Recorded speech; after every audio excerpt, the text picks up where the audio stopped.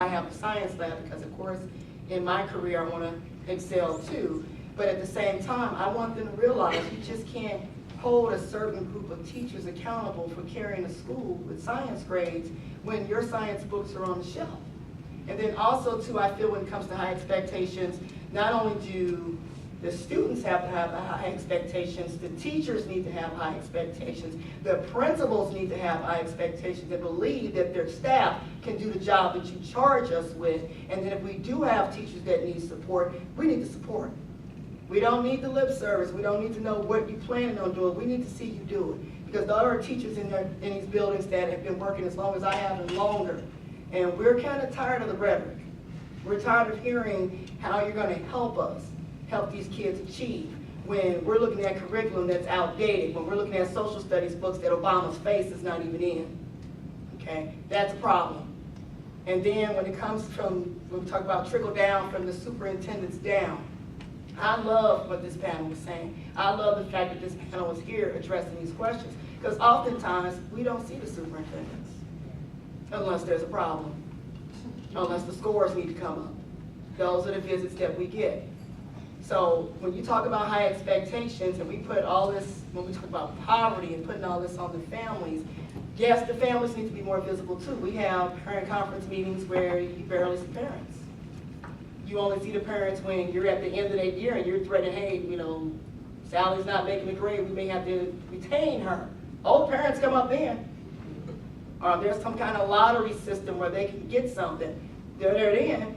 But when we need you to come up and talk to us about your child's progress, we can't reach you. But for me as an educator, I feel I'm kind of caught in the middle because I am moving to that next level where they are. But at the same time, I am here as a teacher. I am here, that parent as a head. So for me, high expectations, it's the whole community. You just can't look at the parents. You just can't look at the student. You just can't look at the teacher. You just can't look at the principal. It starts with the superintendent down. And if the superintendent does not have high expectations for your school district, where do you go from there? Thank you.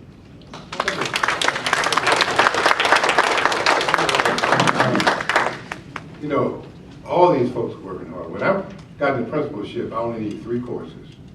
I'm serious. That's all that was required. Supervision, administration, curriculum.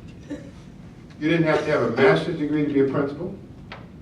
You had all these folks have gotten advanced training, and they're going to school, and a lot of problems they're dealing with I never had to deal with.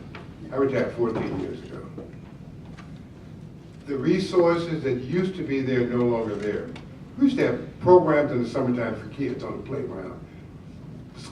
The play parks department cut many of those things out. The resources that used to be there, the juvenile officers used to help schools don't help anymore. We're at war. You have a president who says people are making too much money. He said that during the campaign. Minimum wage was too high. In order to compete with China, they need to be lower. He's not interested in funding public education. The goal is to fund prisons, to replace jobs that have gone abroad. So we're at war to save our schools, and they need resources to help them. We don't get the medical help for our students because we're going to cut back funding their health care. And it's all about money. So people can make money.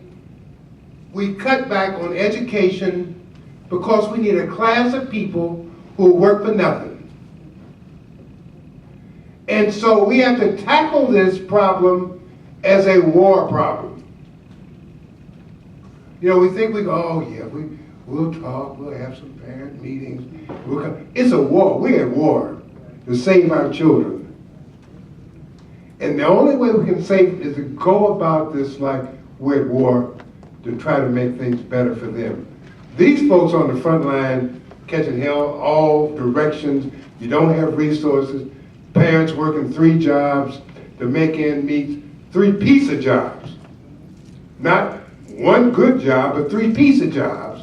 minimum wages, and they don't have time to come to visit schools. Many of the kids take care of themselves. They put their brothers and sisters, they take them out, they help them get back to school, feed them when they get home. Those are skills they have, but we talk about them too. I went to a parent conference meeting one. The parent got beat up so bad, I talked to the assistant superintendent. You can't do that because it's pressure from all around. And we need to be sensitive to that when we look at our schools. They're facing a whole lot of problems without resources. And the money's gonna get scarce. And they have less money, cities have less money, and so it's up to all of us to fight to save our schools. We compare white kids with black kids. We don't compare with Asian kids, because they're at the top of the list. White kids think they're all right because they're better than black kids in achievement. We never put international scores on report cards for kids. If we want to be internationally known, we put all scores on evaluation for school districts. We've got to sell it so people think it's okay. We're doing okay. We're better than the black students. So the white students don't even try to achieve higher grades. And we've gotten black kids, we beat them up so bad, they've almost psychologically, in many cases, feel they've had a limit. And I'm glad everyone's talking about high expectations, because we have to have that, because the system we live in, the country we live in, don't give it. And so it's up to us, as those who care about kids, to work to raise those expectations, make them to reality. Because unless we dream it, we don't make it.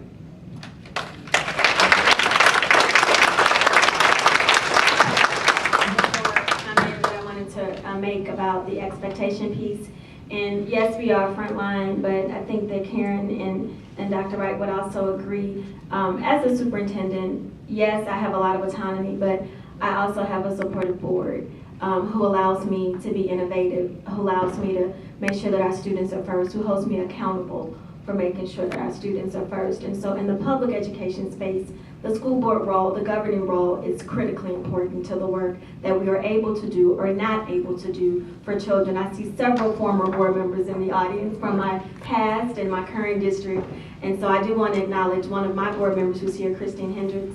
We can give her a hand. She's also a parent. And you know, we have teachers here from UCD, and I know teachers from MRH, and parents who are here. It's a community effort, but school boards, that governing structure, when you talk about policy, you talk about those procedures that support our actions and how we go about children, that school board function is essential to shaping a quality public education for all children. I will be remiss if I did not state that. We, as you know, we had a couple of other questions prepared. However, I'm looking at the clock and we have this fantastic group out here. I want to make sure that they do have some opportunities for questions, if that's okay, if we just move to audience questions at this point. So let's show of hands. Questions for any of the panelists, please.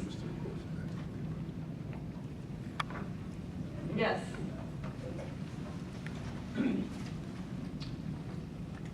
On the issue of discipline, Metropolitan Churches United has asked school districts to do what Maplewood-Richmond has done, and that is agree not to expel any kids beyond under third grade.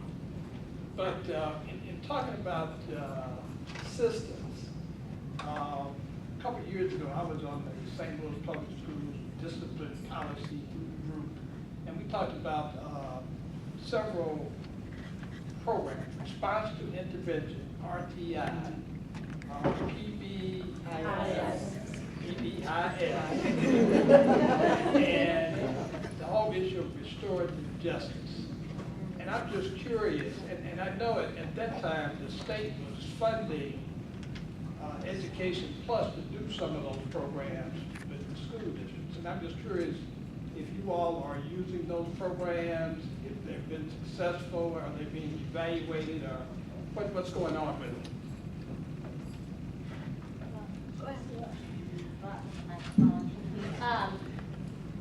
Yeah, educators, we like the, you know, flavor of the month type of thing. I'll be completely transparent. Yes, at one point PBIS was something that Maplewood-Richmond Heights used years ago. And I would say at that time where we were as a district, it was effective. The very explicit teaching, the data collection, all of that at that point in time fit some of the behaviors and what teachers needed at that point in time. And over the years, we don't have the discipline issues that we had years ago because of all this stuff that I've been talking about. And we've gone deeper with climate and culture and all these other strategies that we've put in place.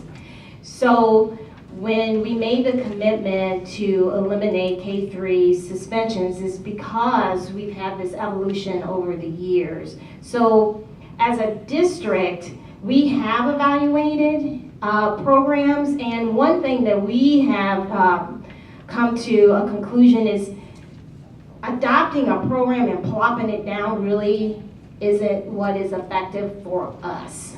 Conscious discipline, yeah, it has its marketing packaging piece, but it's the philosophy of the brain state and how the brain responds to either a crisis, a situation, how it develops. That's what we're focusing on from conscious discipline. And there are also some structures that you can put in place to build community, which already is in alignment with some of the things that we're doing already.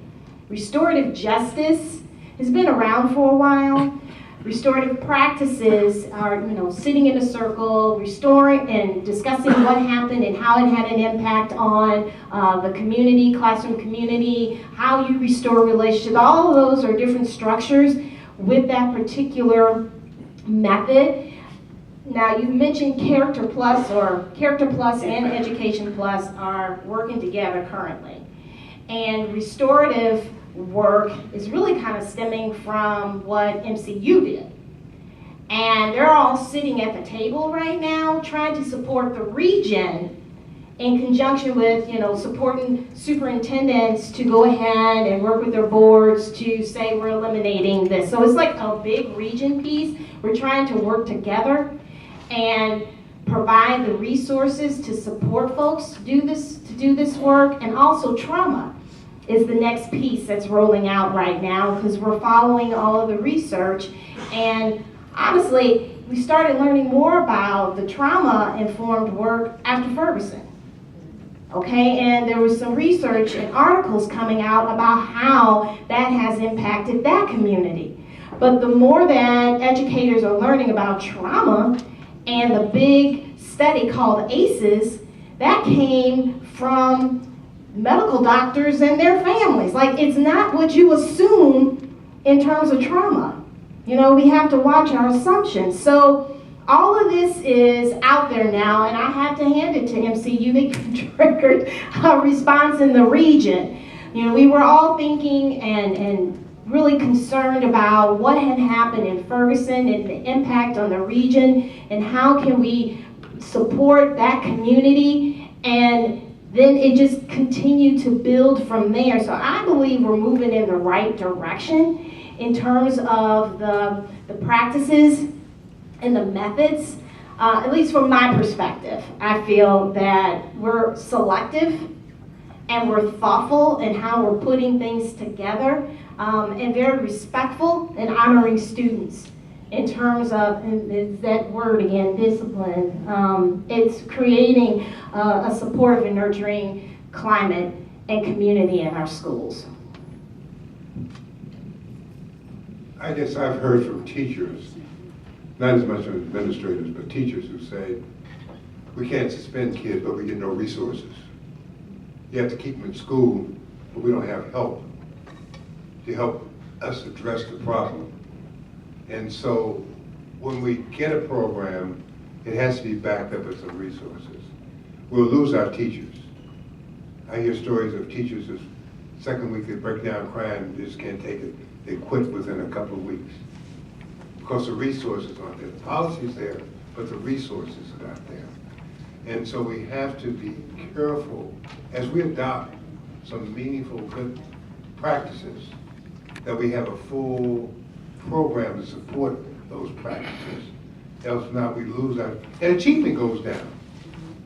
You know, we're on the track of building up achievement, but if kids are allowed to tear up the room, you can't send them home, there's no other room to send them to, there's no one to talk with them, they disrupt the whole classroom and everything falls apart. So programs are nice, but we do need something to help those teachers to maintain some type of order in the building. Okay, I'll be real brief, just to answer your question. We have PBIS in one of our schools. Persian Elementary Schools recently identified as a Gold Star school. So we're very proud of that. And we believe that it can be an effective strategy, particularly with making sure that there are processes and systems in place to get to that effective culture piece. We partnered with Alive and Well STL, and actually in the Ferguson Commission, I actually helped to write the Child Education Wellbeing and Equity component of that report, and we called out trauma very explicitly, and the Alive and Well effort is a byproduct of the Ferguson report. So very pleased that there were some resources put behind it. So University City is a part of that collaborative. That was one of my first initiatives as superintendent. Actually, we entered it while I was still in Rittner, so we started in May of last year, and we're very proud to be leading some of that work, really working on how to make it more systemic across districts. It's not just a Black issue, white issue, urban issue, suburban issue. It is an issue for all of us.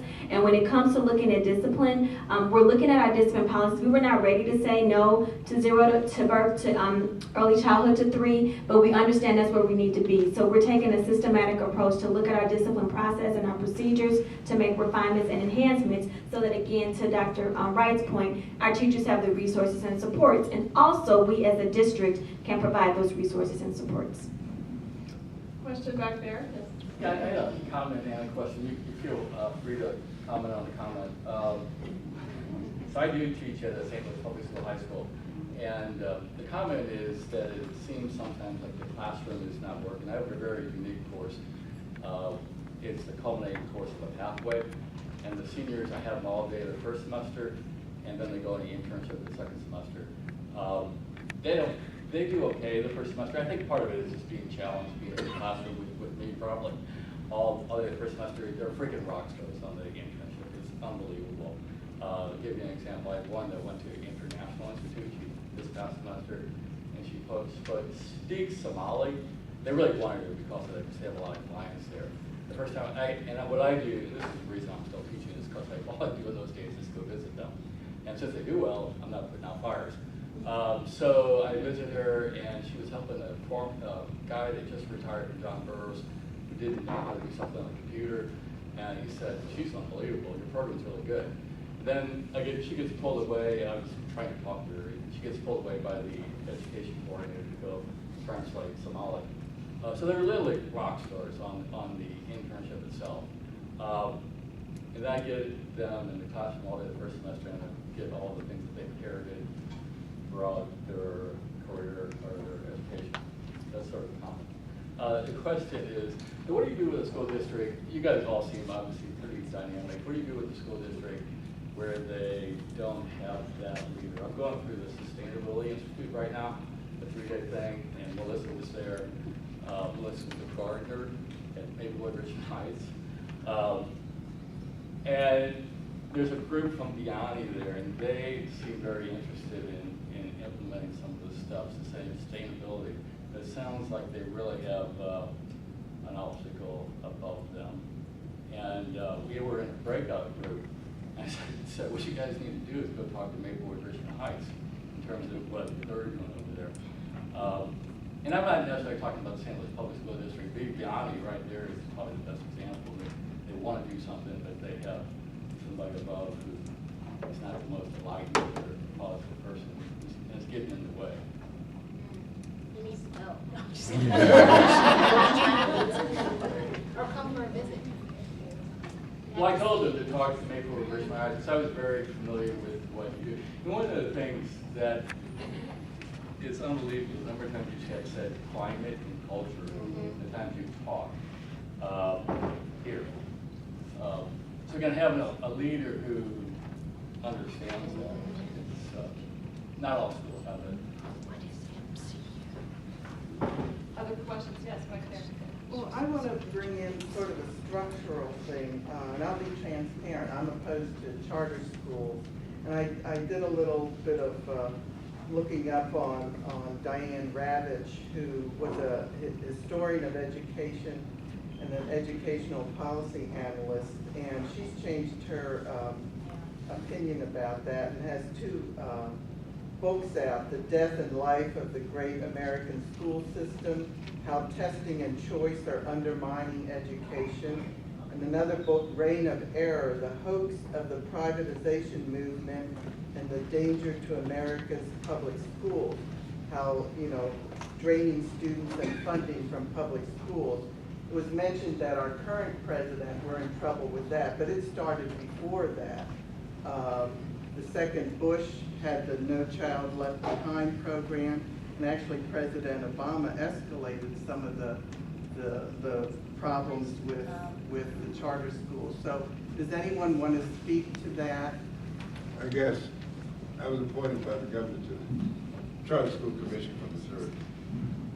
And I've gone to meetings, and most people agree that most of the charters shouldn't exist because they were not well thought out, they're not reaching their goal, and we've only approved one charter. In Kansas City was at the request of parents, not a corporation. We feel that if it doesn't do a good job, it can't meet the expectations, it should be closed. So I feel that they're going to be here. And my role on the commission is make sure we don't get any rotten ones. And that's something because they can do more damage, because you do damage to the schools and you send them back to the public school, and they're struggling already. And so you have to be careful what charter you approve, that it's a quality program. In the rural area, we can do all, there's co-op, you can do some things co-op with. There's training centers, you can bring training centers because they don't have enough students to do trades. And so there are a lot of opportunities we can do to help things in the state of Missouri. But I think we have to be very careful in approving charters. And some charters shouldn't exist. I mean, some of them should be closed. And some sponsors said they'd do it all over again, they wouldn't do it. It's a matter of how do you close those down. And more pressure is being put out to close those non-achieving charters. Some of them doing worse than public schools, which means they shouldn't be there. And so the goal is how do we gradually phase those out. And many people feel like, ice water better be cold. It's got to be colder over there than it is over here. And it's not. And so we just have to work to do that to make sure they're what they're supposed to be. Maybe one more question? Okay. Oh. Okay. I'm just going to ask, so I'm a UCPL Educators graduate in 2008, and I think a lot of the discussion has been about parents and teachers and children.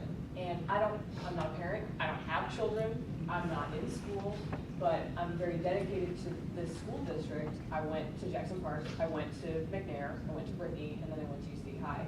I moved to Boston and learned some things, and then came back.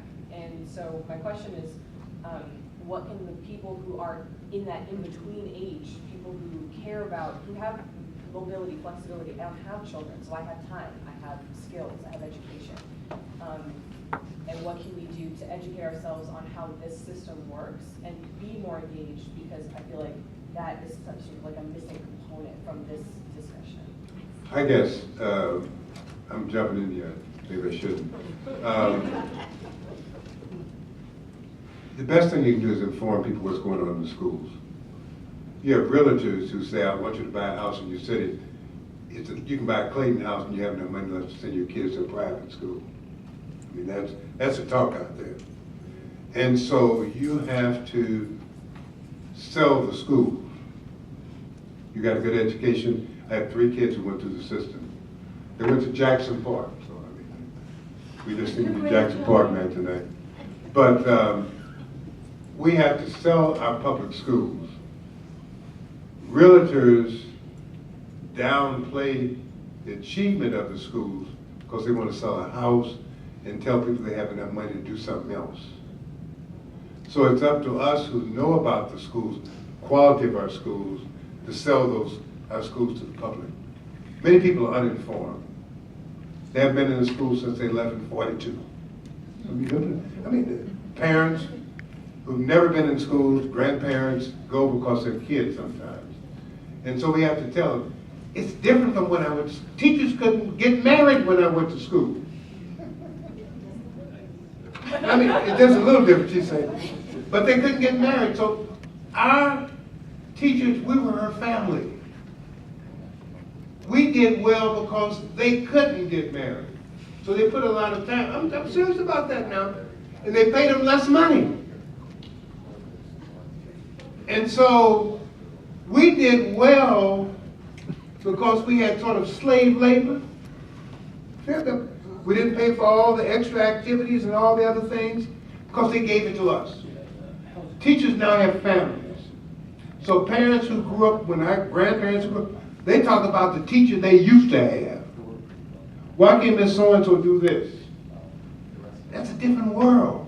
And so we can educate parents and citizens about our schools so they know what's going on and get them to visit. Most schools are open, so you can go visit anytime you want to, just have to announce it. And most principals will let you sit in and walk around, but you have to announce it, tell them to go up to the school to visit. And then they come away with a different impression. And sometimes teachers have busy activities, look at kids all over, ask what's going on in the classroom. Because every teacher has a different style.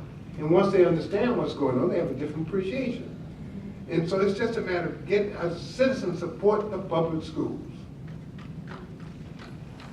Just have to.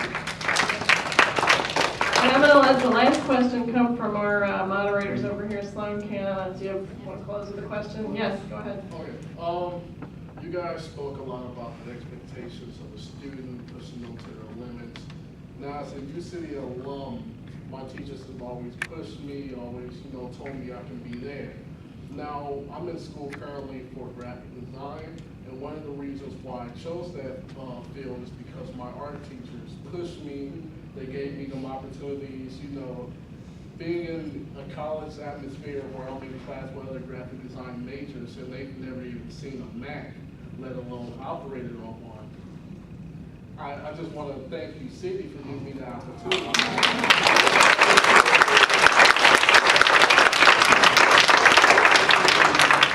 But my question for the panel is, when you push these students, students have certain interests, certain ideas. You spoke about how you had a class that, they come to you and say they hate science. So I just want to know, how do you guys kind of readjust the students' interests, and how do you support their interests to help them push their limits in that specific field? I think that several individuals spoke about that with differentiation. In UCity, we're calling it personalization. So personalizing learning for students, we do the arts really well. So that's one of our hallmarks of our district. And we have phenomenal people. I'm sure you have Mr. Yancey and Marion Plunch, I'm sure. So we have amazing programs around the arts, but it's knowing that school has to be about an experience. So kind of look at it like a mall. The school can be like that mall experience. When you go to the mall, you have different stores, different boutiques, different interests, and that you can tap into. And the stores that you frequent the most are typically the ones that you like and the ones that give you excellent service. So we want our students to experience learning. We want the content to be rich, to be engaging, so that when they do go out to college, they can compete and be successful. We also wanted to tap into their individual interests, whatever those interests may be. We also wanted to have those real-world connections, so taking them outside of the classroom, such as what Maplewood does in a very phenomenal way with their experiential learning. But we have to know that every single child has gifts and talents, and we have to be creative and innovative and find ways to tap into those talents and help them to thrive. And there is no cookie-cutter approach. There is no one-way approach, so your curriculum has to be diverse, it has to be inclusive, it has to be representative of what's currently happening. Coding was non-existent 5 10 years ago. It was non-existent. Now you have 5 years ago. Now you have launch code. The careers that we're preparing, my daughter who's 5, the careers that she will have when she gets to be your age, what she will probably major in, they don't even exist. That is exciting, but that's also daunting. So we have to be creative and innovative and tap into our students' interests. They all have them, and school should be about them being able to experience that. One of the struggles that we have in UCD, quite honestly, is how to give all of those experiences with the kids who want to do the arts pathway, but also want to take AP and honors courses. So trying to differentiate our scheduling so that we allow for that flexibility and creativity, so you don't have to choose the design class with Mr. Yancey over your AP Lit class. So we're still trying to grapple with that. I did not say, I've been in UCD for almost a year. I started July 1st of last year. So I don't have a lot of history in UCD yet, but definitely have the passion and the history of working in St. Louis Public for 15 years in Rittner. But very excited about where we're going. But personalizing learning for every single child is one of our 3 pillars. And we're working to unpack that and working with our students and giving them voice in what they explore and what courses we bring and where there are gaps. And challenging DESE to lift some of the requirements for certification for teachers. If you have a phenomenal chemist from DuPont and we want to look at, some type of food science, do we have to go through the hoops of getting the certification? Can we bring that person in to teach this amazing course to our students? So really being creative and innovative about how we do what we do.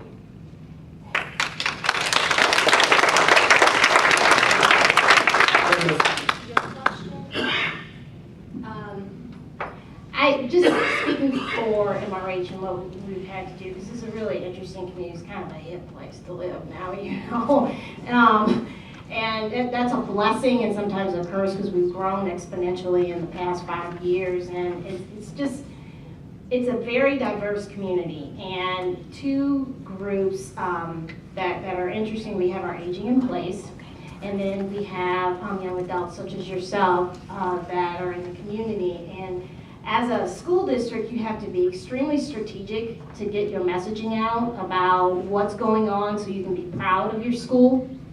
I remember canvassing out and trying to, gain support for our levies. And I came across a young man, he's like, I don't know about the federal government, I'll support our local school. He felt like he had a say in what was going on in his community. What we've tried to do in order to engage is social media, really trying to blast our community, and also some of the organizations like our churches.